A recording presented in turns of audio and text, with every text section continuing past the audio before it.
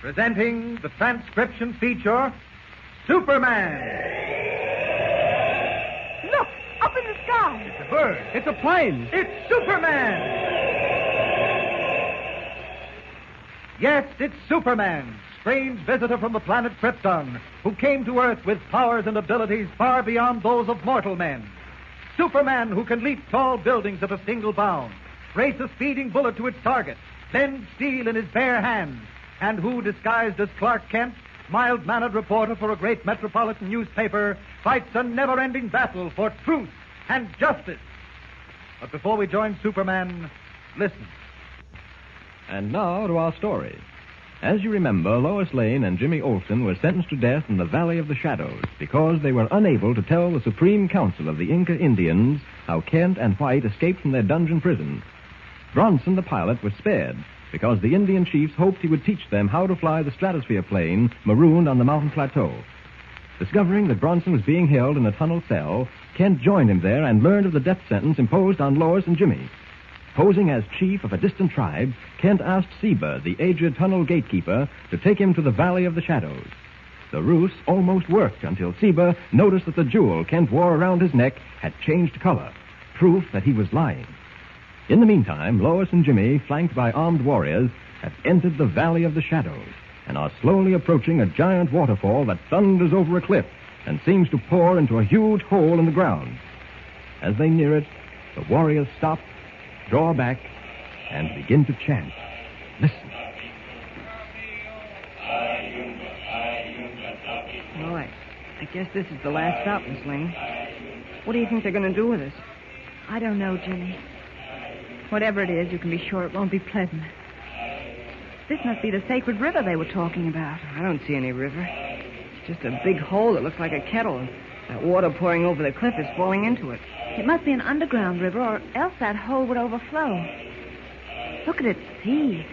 Think they're going to drown us in that underground river? I don't know. Remember what I told you, Jimmy. No matter what happens, we've got to take it with our chins up. I know, but we wouldn't have a chance if that water travels underground. It's like a whirlpool. Easy, Jimmy, easy. If there was only some way of reaching Mr. Kent, I know he'd get us out of this. I'm afraid both Mr. Kent and Mr. White were too anxious to save their own skins to worry about us. Well, don't say that, Miss Lane. It can't be true.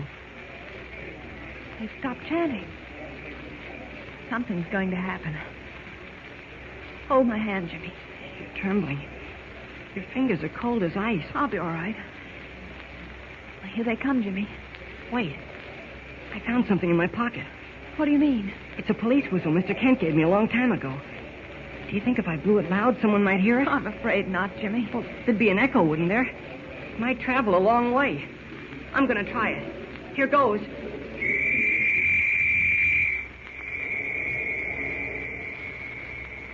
Shrill and sharp, the whistle rings through the valley just as the Indian warriors close in on Lois and Jimmy and force them close to the seething cauldron of angry water. Miles away, at the entrance to the mountain tunnel, the last dying echo of the whistle reaches Superman's keen ears. What was that? Police whistle in these mountains? Must be Jimmy blowing it. All right, Seba, I won't need your help now. I know where the Valley of the Shadows is, where that whistle came from. Up, and away! Like an arrow shot from a massive bow, Superman knifes the darkness, winging high over the jagged peaks of Tupungato, his unerring sense of direction leading him straight to the source of the whistle's distant echo, the Valley of the Shadows. For a moment, he hangs suspended above the roaring waterfall, above the huge foaming hole into which it is pouring. But only for a moment. His sharp, all-seeing eyes have seen two figures being hurled into the mad, churning whirlpool. Like a plummet, he drops from the sky, cleaves the water with the speed of a torpedo, and lets it sweep him underground into the thundering blackness. Where are they? I couldn't have hit the water more than a second after they were thrown in. It only wasn't so dark. Wait. Something up ahead. It's Jimmy. I'm coming, Jim. Keep your head up. There. Got him. Oh, poor kid, he's half drowned. Now to find Lois. She can't be far away. Ah, there she is. Struggling, trying to swim. It's impossible in this torrent. Don't fight, Lois.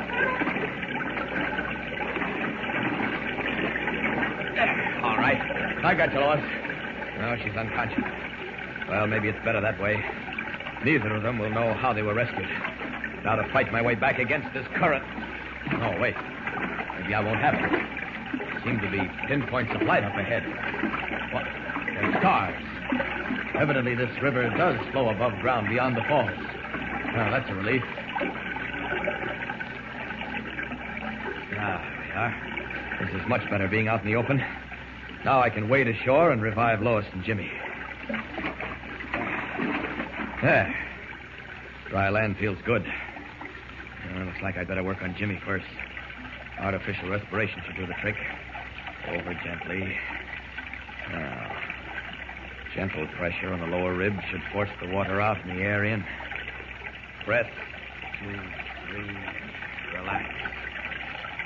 Breath. As Superman works over Jimmy and Lois in an attempt to restore them to consciousness, Perry White, still disguised as an Inca warrior, returns to the dungeon beneath the palace to join John Craig, one of the American engineers. Crossing the courtyard, he makes his way along the corridor toward Craig's cell, only to stop short as he hears approaching footsteps. I've got to find Craig's cell before that guard spots me. Now, let's see. 15 paces beyond this corridor. This should be it. Craig. Is that you, Mr. White? Yes. Open up. Quick, someone's coming.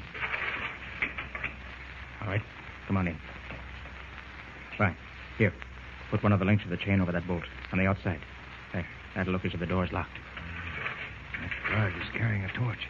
He's coming this way. He must have heard us. Quick, into the shadows. Pretend to be asleep. All right.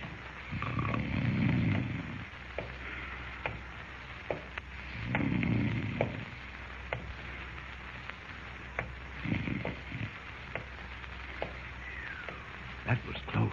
Yeah. Where's Kent? The stupid fool got himself locked in with Bronson, our pilot, up in the tunnel. Well, they're probably safe enough up there. Sure, they're safe. But what about Lois and Jimmy? What's happened to them? For all we know, they may be dead.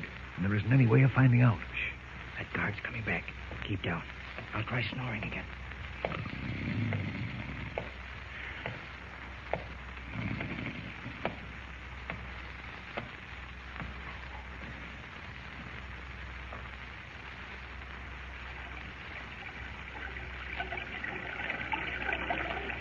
Well, you should feel a lot better now, Jim, with all that water out of your lungs. Oh, I do.